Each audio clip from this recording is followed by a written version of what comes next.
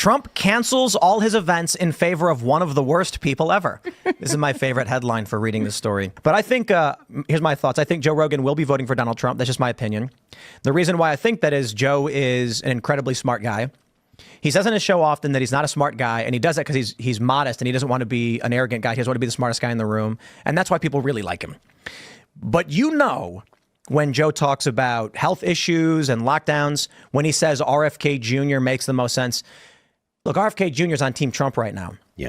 So Joe maybe he's like, I don't want to vote for anybody, but I really doubt it. But why then has he been so neutral? If you, and this is the reality, he comes out and says, go Donald Trump, I'm voting for Trump. There's going to be a lot of middle of the road people who are apolitical, who are going to be like, oh, I don't watch that MAGA. It could destroy the bridge between moderates and the right.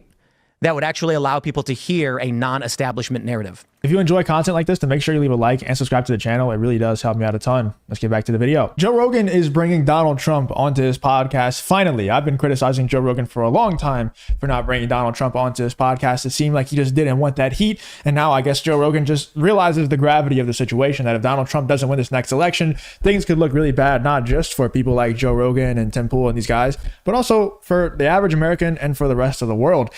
But also, at the same time, like I said, Joe Rogan didn't want the heat. And whenever he announced that Donald Trump was going on the Joe Rogan Experience, he definitely got that heat. And Tim Pool is reacting to the cancellation of Joe Rogan and absolutely tearing these leftists apart for trying to cancel Joe Rogan, for having Donald Trump on. Let's get into this clip here from Timcast of Tim Pool tearing the left apart for trying to cancel Joe Rogan. Here we go from the New Republic. Trump cancels all his events in favor of one of the worst people ever. This is my favorite headline for reading this story. Donald Trump will be sitting down with Joe Rogan. It's confirmed. We have this. I guess we don't have the tweet. Where did I retweeted it? I'll find it. It's here somewhere. It's a picture of. There we go. We got it from Joe Rogan podcast on X. And I'm like, this is Joe Rogan HQ. I believe it's his show, and he's got this image. Trump on Joe Rogan Friday, October 25th, and there's a Joe Rogan with an ish-eating grin, excited to interview Donald Trump. So the actual news here, of course, Trump will conduct an interview with Joe Rogan for his podcast. The question is, does this actually seal the deal? Or is there a reality where Joe gets some hard-hitting questions at Trump, and then it spikes Trump's polls, and then Kamala wins? I don't believe that's possible. I don't imagine that that's going to be a thing. I think that most of the people that are actually viewers of Joe Rogan, I don't think that he has very many Kamala voters that actually watch his show. I can't imagine that there's a lot of people that are like, I'm with her. Does Joe want his viewers to think that he's neutral? Does he want them to assume he's not voting for either party?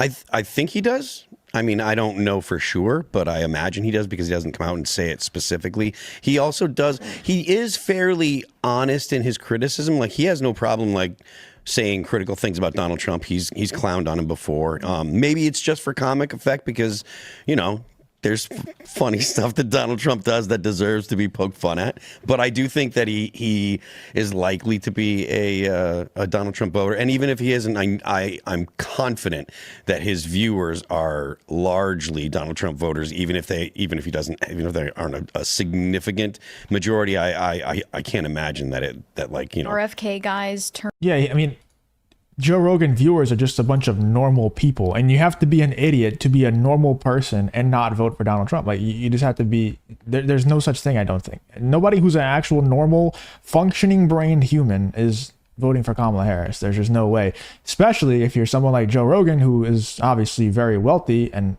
is bringing in a lot of money. It's really dumb for you to vote for someone who is going to objectively ruin the economy and has played a part already in ruining the economy. It'd just be so stupid for him to not try and promote Donald Trump here. I think Joe Rogan doesn't need the money of bringing Donald Trump on. I don't think this is a money grab, a money play from Joe Rogan. I genuinely think, I would like to believe, and I do think Joe Rogan just sees the gravity of the situation. He sees the gravity of what's happening and the turning point that we're in right now with America. And if Donald Trump loses, it's going to get bad. I think Joe Rogan just sees that, and he's acting on it, and I respect it. turned Trump guys, Yeah. maybe more so. Yeah. Like I Ian. think so. Yeah, he sort of strikes me. Joe is the kind of guy that instead of going on his show and being like, you all should vote for Trump, I'm going to vote for Trump, vote for my, he'd rather bring Trump on and let Trump speak for himself and let his viewers decide for themselves. That's his neutral impartiality part of his brain. I think that's his preference, which is probably why he's going for it. I don't get it because I like telling people what to think. Yeah, but that's not Joe's style. That's not his style, right? He's not combative. He's not trying to be a journalist. He's trying to be like, you're talking like in a cigar room with your buddy, and this is how, right? Like, I think Joe is voting Trump. 100% he's voting for Trump. But I agree with Ian that I think his approach for a while, I thought he was being just, spineless, saying like, I'm like, why don't you just come out and say you're voting for Trump? Dude, if word got out that he wasn't voting for Trump, I just imagine Dana White on the phone. Joe, what are you doing? Joe, come on, because Dana White and Trump are friends and stuff. But I think Joe's going about it right. Joe didn't want to have Trump on before. He's going to have him on now. I think it's the right thing to do. He's doing it at the right moment. It is a couple weeks. This is going to be a week and a half out from the election. Joe Rogan is letting Donald Trump go on his platform and make his piece. And we know Donald Trump can hang in long form podcasts. Yep.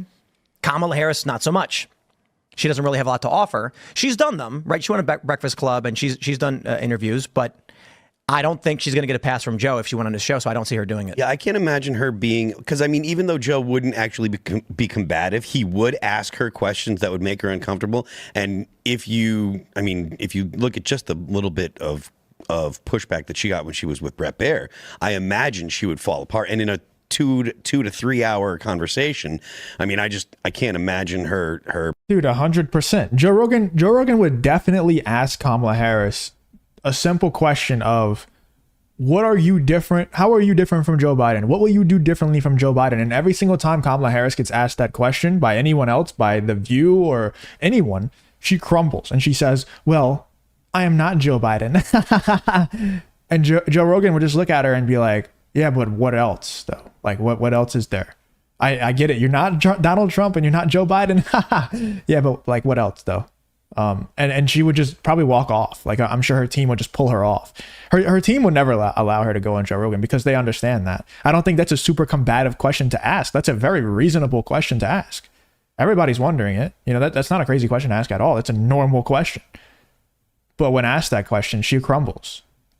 And so I don't think she would ever do it. When Donald Trump gets asked questions like that, he can very easily answer, like easily. He's not hiding anything.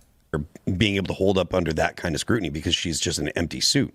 I hope she does it, but I think you're right. Like she kind of resorts to intimidation in her instead of persuasion. She'll get like that. Well, what do you want? The other guy to win, kind of. And Joe is indomitable. Essentially, in a conversation in his studio, you cannot intimidate that man, and he would be fully placid and in control of the conversation. And if she tried that babyish maneuver, it would be outed immediately. And to your point, if he does end up being like in kind of control of the conversation, that automatically puts her in a bad light to be president.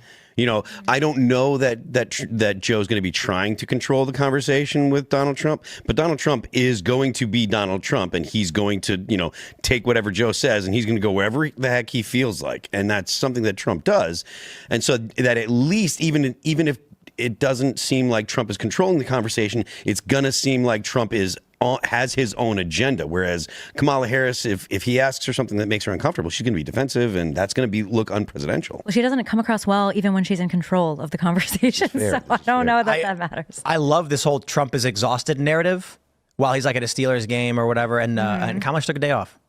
She's allowed to take a day off. She's not taking days off. She's hiding. Sure. What it is. She's hiding. By all means, but don't criticize Donald Trump as exhausted if you're not around. Yeah. Like if you vanish for a day for whatever reason that may be. But I think, here's my thoughts. I think Joe Rogan will be voting for Donald Trump. That's just my opinion. The reason why I think that is Joe is an incredibly smart guy. He says on his show often that he's not a smart guy, and he does that because he's modest and he doesn't want to be an arrogant guy. He doesn't want to be the smartest guy in the room. And that's why people really like him. But when Joe talks about health issues and lockdowns, when he says RFK Jr. makes the most sense. Look, RFK Jr. is on Team Trump right now. Yeah. So Joe maybe he's like, I don't want to vote for anybody, but I really doubt it. But why then has he been so neutral? If you, and this is the reality, he comes out and says, go Donald Trump, I'm voting for Trump. there's going to be a lot of middle of the road people who are apolitical, who are going to be like, oh, I don't watch that MAGA. I don't, it could destroy the bridge between moderates and the right that would actually allow people to hear a non-establishment narrative.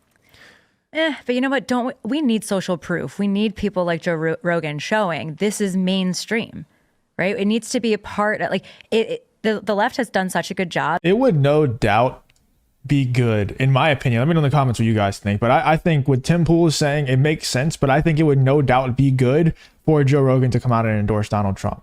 I don't know who this person is talking right now on the screen, but I like what she's saying, that it's just massive social proof for, just for all the people out there who think they're scared to vote for Trump, right? They're scared to say that they're voting for Trump. If someone like Joe Rogan comes out and says that he's voting for Trump after all the other people have come out and endorsed Trump and also told Joe Rogan how evil it is to endorse Trump, that would be massive social proof. That would make a whole lot of more normies and moderates feel like it's okay to say, oh yeah, I'm voting for Trump. I think that would be massive. But also I see what Tim Pool is saying here about Joe Rogan. If he did endorse Trump, that would burn a huge bridge that moderates and conservatives have with going on Joe Rogan's podcast, watching Joe Rogan's podcast, hearing those talking points that Joe Rogan talks about on there. It would burn that bridge because people are so brainwashed, man. The TDS is so strong. Like I've never seen anything like it. So if Joe Rogan does come out and blatantly endorse Donald Trump, none of those moderates, none of those left-wingers are going on Joe Rogan's podcast anymore. Whether that's because they're so brainwashed and they hate Donald Trump so much that they're not willing to go on Joe Rogan's podcast because he doesn't absolutely hate Trump, or it's because they're scared of the damage that it will do to their brand by going on this huge MAGA supporters podcast. They're not going on there anymore. So it will burn the bridge. I just think it's still a massive positive if he does burn that bridge and does give us that social proof that is needed. We need people like Joe Rogan out there to endorse Trump. It would be massive. But making people so ashamed of, in the privacy of their own voting booth, they still feel like they can't pull the lever for Donald Trump. Exactly. That's what they've done. So I think this is like, this is not the time to sit on the sidelines and not say what you're actually doing, especially for someone like Joe Rogan. Is he still with Spotify, or yes. am I behind on They have a new deal. So the Spotify deal ended, and they did a new deal where Spotify sells the ads for him. And I think the way it was reported that he gets a minimum guarantee. He posts the show on every platform, but the ads are controlled by the Spotify ad network or whatever. He has overlords. Like he doesn't need any more money. The guy doesn't need anything. That's the thing too. I'm not trying to dig at Joe or anything, but I talked about this quite a bit. Like, what do all these ultra rich people do with their money? Because Joe buys DMT investments. Joe, I could imagine that he does, but I don't know. He's probably Tim. Don't act like you're not also ultra rich. I know he's not Joe Rogan level rich, but I hate that I turn every single podcast or episode that I do into like a business podcast now. But that's just kind of like the phase of life that I'm in right now. I run multiple businesses myself. I always talk about it. I have a YouTube agency where I've worked with a lot of the biggest names in this space. Tim Pool is not one of them, but most of the other ones that you could name, I've worked with them, and my agency has worked with them. And really what it is, not saying that I'm ultra rich, ultra wealthy, anything like that, but it's really just like the love of the game, right? It's not really like, oh, I just got to this imaginary number in my bank account, now I can just quit. It's like when you love the game, you love the game, right? Like LeBron James is not playing basketball anymore because he needs money. It's like he just loves the game. He loves playing the game. And for entrepreneurs, that is their basketball. Like for Joe Rogan, making money is his basketball, right? Like that's just, he just loves the game. I can relate to that for sure. I never want to retire. I don't care if I have $100 million, $1 billion in my bank account. What the hell else am I going to do when I retire? I just want to keep playing the game. So anyway, that's my business little rant for this episode. Let me know in the comments though what you guys think about Joe Rogan having Donald Trump on his podcast. Number one, that's pretty crazy. We haven't even talked about that on this channel yet at all. So that's wild. Let me know in the comments what you guys think about that. Very interested to see. But also, what do you think about what Tim Pool had to say and his thoughts and the fact that the left is going so hard on Joe Rogan with the ridiculous headlines being written about Joe Rogan for having Donald Trump on? Let me know in the comments what you think about this whole Tim Pool and Joe Rogan having Donald Trump on his podcast situation.